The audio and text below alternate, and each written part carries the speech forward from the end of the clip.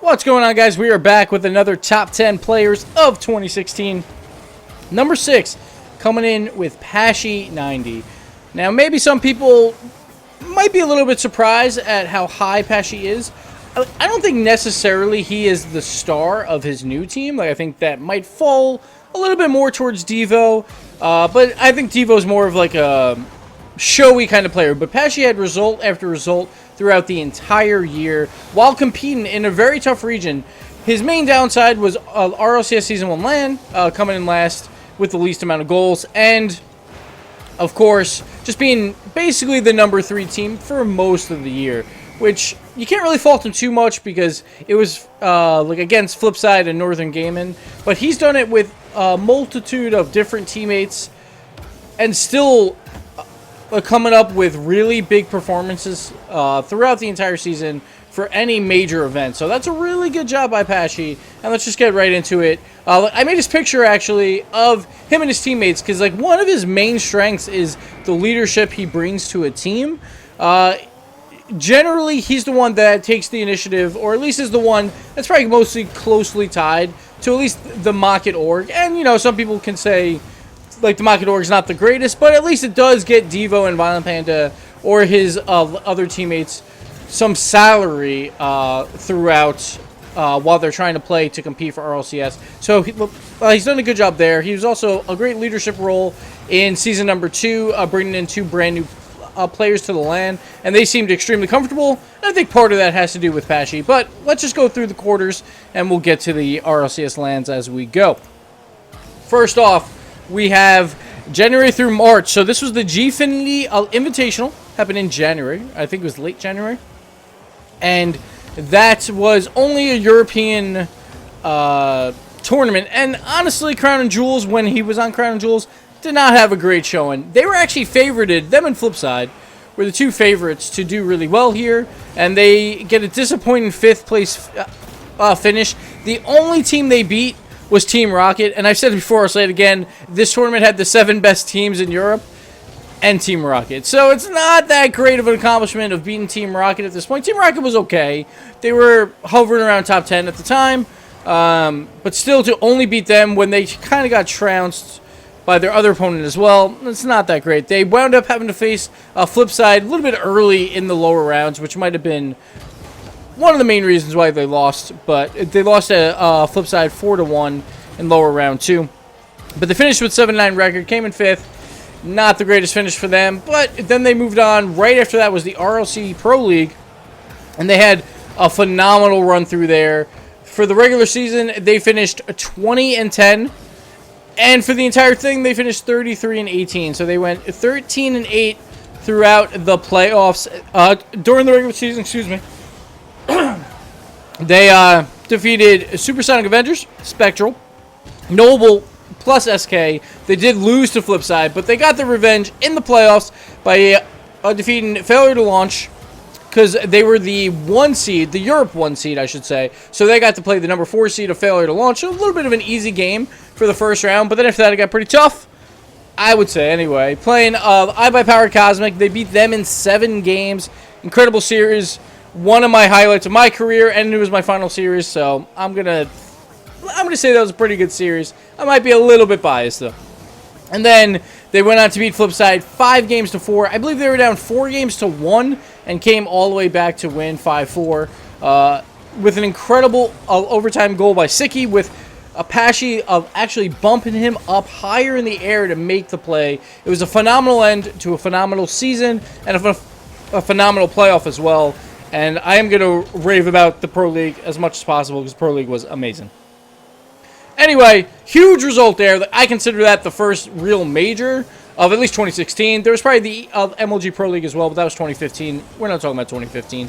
And it was a great job by Paschy. They actually used 4 players in rotation throughout the entire playoffs. And Paschy, I believe, was the shot caller of who was going to start per round. And it looked like it worked. Paschy played in every single one, and they wound up winning the entire thing. Huge ups to Paschy there. He played phenomenally throughout the entire Pro League. He finished number 1 in goals and number 1 in shooting percentage for the European region. That was probably at his best, like in his 2016 run of basically his mechanical skill, and I think players started catching up to him, but you still couldn't deny Paschy. He's a very smart player, and he knows how to adapt throughout, and he adapted really well throughout the year, and we'll go into more of that. We'll start with Q2. We're going to have to change this replay in a second as well, but Q2, it's a Rocket Royale International. Again, it's really hard for the Mocket squad, who Paschy joined up with after Crown and Jewels. It's really hard for them to even make it into the Final Four, because once again, they would have to play Northern Gaming and Flipside and defeat one of them to make it to this point. But they played in 7, and they reached the podium 3 out of the 7 times. They came in first once, second once, third once. Not a terrible performance, basically considering their opponents. So, pretty decent there. And then, of course, the RLCS qualifier number 1. They came in third with Mystic on the squad, but we'll get into that in a second. Let me do the replays here. Change the replays up. Which one is it? This one. Let me just get Paschy on the board here. All right, let's do it. So, of course, they came in third throughout the regular season, 22-13. And then they finished 26-20 throughout the entire thing. They lost to Flipside, though, 4-0 in the semifinals. And at that point, that is when Mystic left and Turbo joined. It was right after Kapow actually lost to them 4-3. Turbo left Kapow to join Mocket, to join up with Paschy.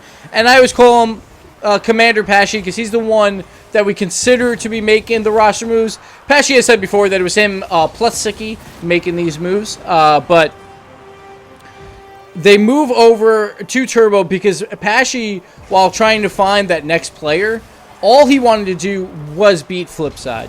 Now, that didn't happen throughout the rest of the year, but that was Paschy's main goal, and I love his drive of trying to make that happen. Sometimes he makes a lot of roster moves, and it doesn't go that well for players or for fans of these players, because everyone thinks that, you know, these players should get a fair shot.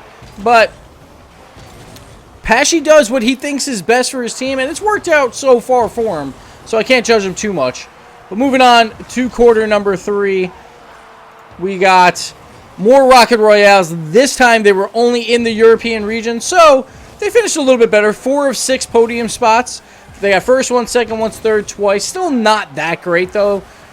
Once again, they are competing with Northern Gaming and Flipside, and this is when Northern Gaming, or Redom Girls, was just going on an absolute tear throughout all the Rocket Royales, so it's kind of hard to compete here. But once again, the RLCS qualifier number 2. Once again, they got third, though. They can't find a way to beat Flipside. They did beat them technically in the third place game, but it was a DQ by Flipside. They got the 3rd seed heading into the LAN, and then an extremely disappointing performance by Paschy. 0.25 goals per game. Not going to cut it there. They lost 3-0 to Exodus, which was a huge surprise from everyone. And then they also lost to Genesis, which is even more of a surprise, because Genesis was considered the weakest team by far at this LAN. 3-2 in the lower round 1, a reverse sweep. Paschy, completely disappointing performance, but he did play decently during Season 1. He finished number 7 in assists. The only players he was behind was Northern Gaming plus Redom Girls, their entire rosters. Oh, I'm sorry. Like, Redom Girls and Flipside, their entire rosters. And then he was number 2 in save percentage. This is when Mocket was going more of a save-heavy team, a more defensive team. And again, I would consider Paschy to have a huge role in how these guys play. And Paschy was a very defensive player compared to the Pro League, where he finished number 1 in goals. But he made it work, and it worked out pretty well for them. They just couldn't perform at the LAN. And then we move forward. RLCS season number 2, second at the LAN. They had a huge run through the winners bracket. They defeated Orbit, then Flipside, then Northern Gaming, but then they lost to Flipside 4-1, 4-1 in the finals. They just couldn't beat the hot Flipside coming out of the lower bracket. They finished 3rd in the Europe region, so once again, behind Northern Gaming and Flipside, but they finally got that win versus Northern Gaming, a close win in the winner bracket finals, 4-3. They lost to Northern Gaming 4-3 in the semis, and defeated Precision Z 4-0 for 3rd place, the revenge game, after that first regional playoff round. But then Paschy, once again, changing it up a bit. Now Maki was a little bit more on the offensive side. They picked up Devo and Violent Panda. Now this was during the time where Paschy was making a ton of different roster moves. He joined Northern Gaming for a very short stint and then had to form his own team. Formed the team on the very last day of the RLCS qualifying period. And this really pissed off a lot of fans because it kind of left Sicky and the rest of those guys out to basically just form a team last second. But Precision wound up doing pretty well. But Paschy is a huge competitor, and he's always doing something that he thinks will help his team win. And I got to respect that to an extent. He's not making the most friends in the world, I would say, throughout the fans or even like the players necessarily. But he finds ways to win, and he had results to back it up all year. And it showed at the LAN, getting second place, so close to that number 1. Just couldn't beat Flipside, but he performed extremely well. I expect to see him doing well once again with Devo and Violent Panda. The rumors are they will stay together for the next season, so that should be a really interesting team to watch because they definitely can compete with the top of Europe. But again, Paschy, number 4 in goals during Season 2, number 4 in shooting percentage, and his team was number 1 in save percentage. Last time they were number 2, but this time they were number 1. I think I said he was number 2 in save percentage, but correction, that was his team. But this time, once again, he was a little bit more on the offensive side, making sure he's getting some goals for his team. And he does it with a very accurate shooting percentage, just like the RLC Pro League. He took a step back during the RLCS Season 1. He actually had Turbo doing a lot of that work while he was trying to get the assists. But Paschy, they even won the mid-season Mayhem as well.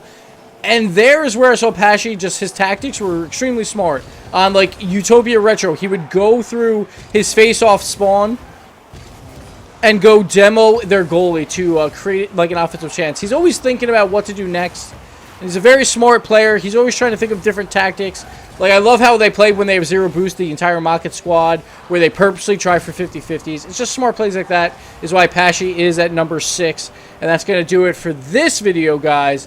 But if you want to see more, on Friday, we will have number 5. We'll play this out a little bit more for the Paschy's sake. But yeah, Paschy number 6. I think some people might be a little bit surprised here.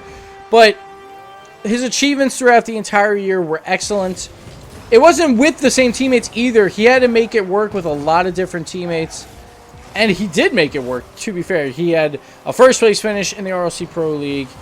A 7th at the first LAN, but he still made the first LAN. And then, of course, like a second place at season number 2 LAN, redeeming himself from his first LAN, which is a very hard thing to do. That's a lot of pressure to come out being the worst goal scorer of the first LAN and coming out to try and lead a team back to prominence, basically, versus, of course, a very tough European region. But he did a pretty great job, I think. And sure, he had to make a lot of roster moves that a lot of people didn't like, but they definitely worked out for him, and his leadership role, some people can question it, for sure. And I think sometimes his teammates like Turbo weren't extremely happy with him by the time he left the team. But he finds ways to win. And honestly, that's what counts in the long run. I feel like he's one of those very highly competitive players that maybe at times is a little too competitive. That's very possible, but it does work out for him. In 2016, he had an amazing year. And I expect more from him and the Market squad in 2017. Looks like all 3 are staying together. And it looks like all 3, they kind of fell into a really good gelling, basically, by the end of it. Violent Panda really stepped up towards the LAN, towards the end of the season as well, with the playoffs. And Paschy's always that consistent rock, I feel like. He's not the best mechanical player. Like, I think a lot of people have caught up to him. I think he used to be one of the better mechanical players. But he still finds ways to win. And you can't fault him for that. Just put it that way. Paschy90 coming in at number 6, guys. Let me know if you think I got it wrong, who you think's number 5 or the top 5, whatever you want. And we'll see you next time. Thanks for watching, guys.